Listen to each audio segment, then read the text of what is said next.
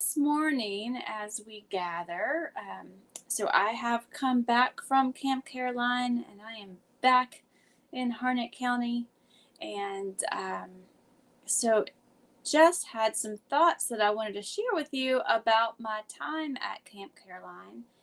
Um, if you would have told me back in the 80s that after watching the movie with David Bowie, The Labyrinth, that I would one day really love labyrinths, I would have um, laughed at you because David Bowie, he scares me a little bit, and he's a great actor, but scares me a little bit. But there's this great movie, if y'all remember from I think it's early 80s, probably, The Labyrinth, and there's this adventure of getting through the labyrinth. And then I remember my dad had the game, The Labyrinth, where you had the little knobs on the side where you had to try to keep it balanced and get the marble from the entrance to the other end without falling in any of the holes it shouldn't fall in. So those were my experiences with Labyrinth growing up, the movie and the game. And then in probably in seminary was introduced to the idea of the spirituality of the labyrinth. And it is a very ancient practice, the labyrinth. And it sometimes is attributed to Celtic spirituality just because it is a very meditative practice. But labyrinths go back to early Greek times.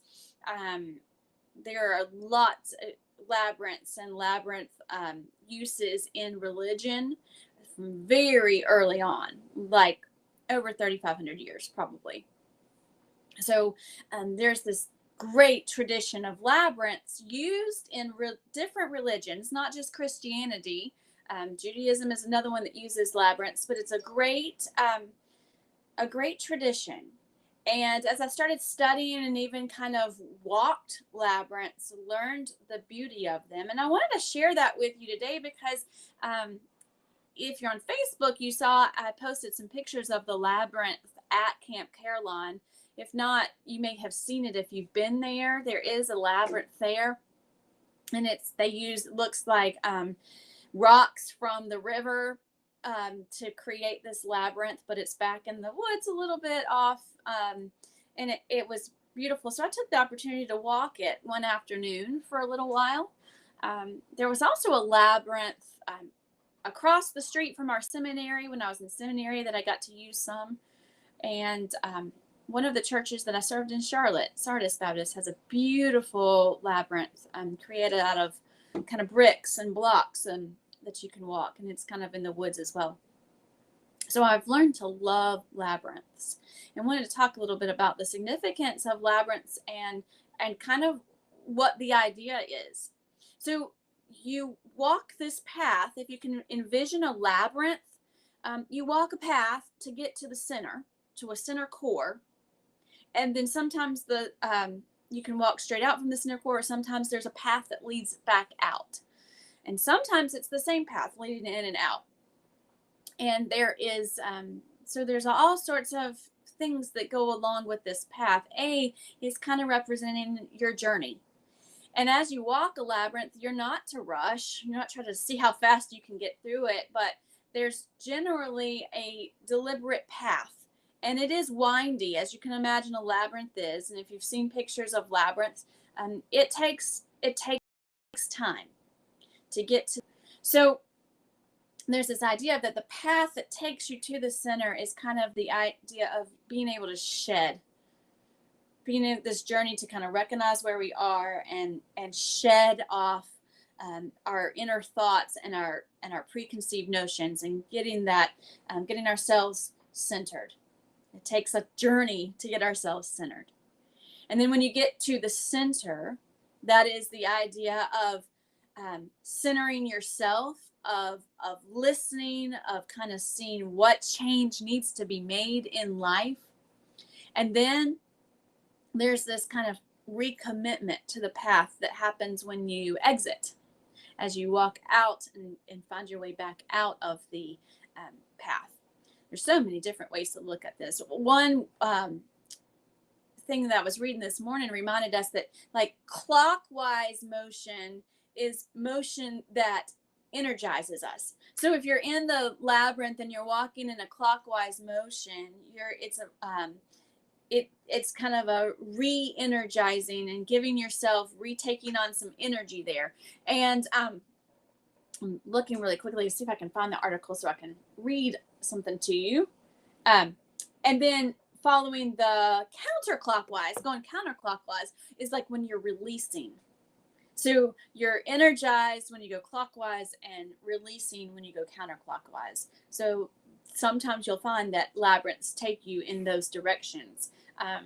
It is a very meditative way of thinking about prayer, but I do believe it is a very beautiful way of praying. Sometimes a labyrinth for particular reasons.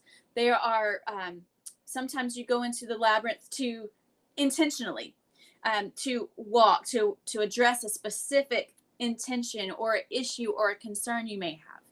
Sometimes you go into a labyrinth on an intercessory walk. Maybe there is someone in your life that you need prayer for, or something going on in your life that you really just want to focus on.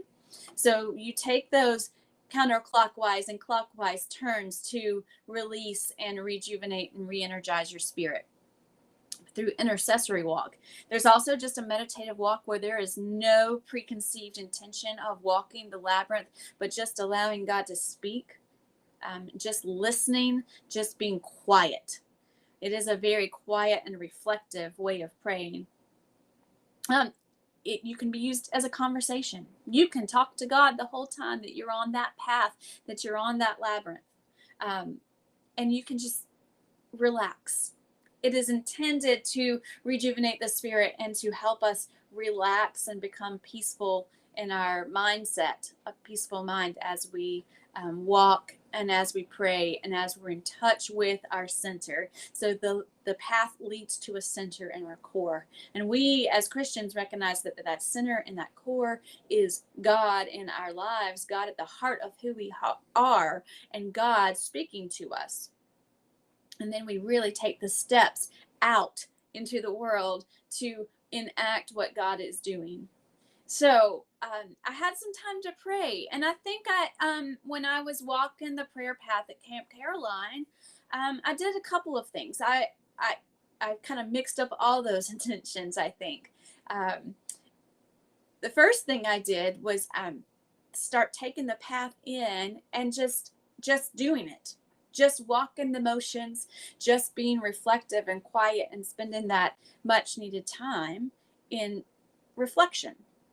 And my thoughts were all over the place. And I think that's part of the releasing process. I thought about all sorts of things.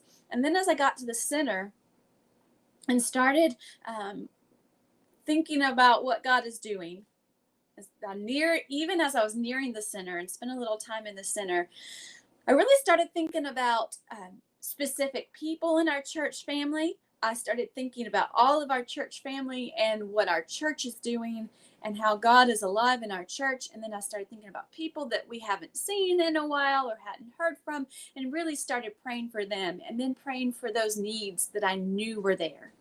Praying for the needs of our church family, just asking God to be at work in the lives of our church family and in each individual person in our church family. So it was a little bit of everything for me. It was meditative. It was a release. It was intercessory. It was peaceful. Because when I came out of it, I could take a deep breath. And I did. So there's a beautiful thing about labyrinths. I encourage you, if you know of one nearby or if you've seen one, to walk a labyrinth, to take the time to do that and take your time and let God speak and allow yourself to release. You can just look at pictures of them online. There's even, I think they call finger labyrinths, where you can print off and just do the same thing with releasing, but letting your finger kind of go through the maze. It's most of the labyrinths that are used for spiritual walks and for praying have a deliberate path. You know, some labyrinths are more like mazes where you have to choose, go left or right, and is it going to get you to the right place? But these labyrinths that are used for prayer are usually meandering, so that there is a path, and you don't have to worry about which way do I go. You just have to pay attention to the walk and making sure that you are still on the path. So beautiful ways to pray together, and praying as each other, and praying, just bringing back to the attention the need of all of those things in our lives, for meditation, for peace of mind, for releasing, for conversation with God, and for intercessory prayer for one another.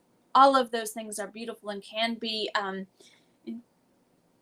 found in a labyrinth walk, which I did at Camp Caroline. So if you're ever there, I encourage you to go back off. It's not too far off the path, off to the side, and it's by the water, so it's very peaceful.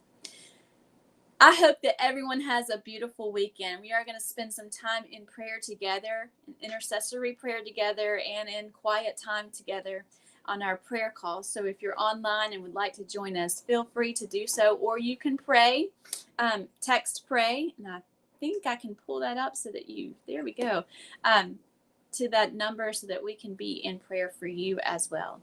I hope everyone has a great weekend, and hope to see you at church on Sunday morning at 10:30. Have a great weekend.